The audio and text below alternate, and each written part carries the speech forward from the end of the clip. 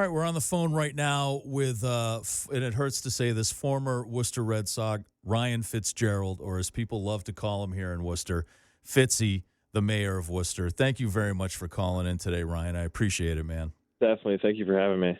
You know, it was kind of a shock for people, but that's the way baseball goes, especially in the minor leagues. Things can happen pretty quickly. But it's uncommon for a player in the minor leagues, I think, to be so beloved in the city he's in. I personally have never experienced anything like that before. I mean, do you know of any other player like yourself that had such a connection to the city they were in, especially at the minor league level? Yeah, no, I don't think there's another team and another player that's ever done what we were able to accomplish in my time in Worcester, and it is pretty special. Looking back on it now, and I'm excited to come back Saturday and see everybody. You did so much with the city and Central Mass, just the community in general. And was that something that you set out to do? So if I'm going to play professional baseball, I'm also kind of try to give back as much as I can. Or is it something that kind of happened organically, where you were like, you know what, I really love this place, and things are kind of rolling that way? Yeah, I think it's a little bit of both. It's just kind of the way I was brought up with, my mom. She's always kind of been the giving type, and I think that's just something that was kind of passed on to me, and it's kind of who I've always been. But obviously, once getting to Worcester, you see the love that they show, and how great the city is, and obviously the team and the resources that they provide you with all the outreach they do to the community. It was just something really cool to be a part of, and once I saw that when I got there, I really wanted to be a part of it. How much do you think your glorious mullet played into you being a standout player, just for the personality wise with the Woo Sox? Yeah, I think it definitely helps. It's kind of my trademark for sure. A lot of people know me by the mullet and the pearls as well. So I think it definitely helped kind of separate me from some of the other guys on the field.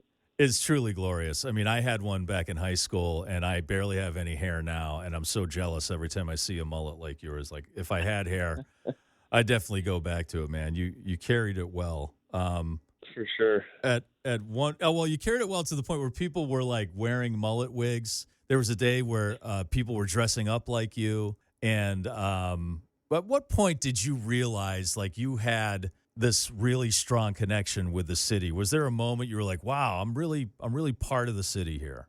Yeah, I always felt like I was part of it, but I guess I didn't really take the time to realize it until I got the key to the city at our last game in Worcester last year. It kind of hit me as I was getting it, and my parents were on the field, and Nice. that part was it was so cool. And I mean, you never expect that as a guy just play baseball. It's nothing too special. I'm not out there saving lives or anything. I'm just playing a game for a living, and to get that was really cool. And that's kind of what made me really think about all the time I've spent in Worcester and the impact we were able to make.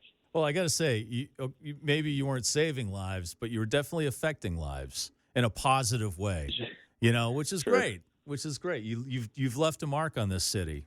Not a lot of people, if I could say, in minor league baseball, would have an effect on a city like you did. So I think that's a beautiful thing. No, definitely, and like I said, I mean, I'm so grateful for everything the Woo Sox did too. It takes a team to do it, and it's not just one guy, but everything that they do has just been incredible. Are they going to let you keep the mullet there in Kansas City? I hope. I'm not planning on getting rid of it. Nice. Well, coming up Saturday, you're returning to Worcester. It's a farewell to Fitzy Day. You're going to be visiting various places. One of those places will be the team shop.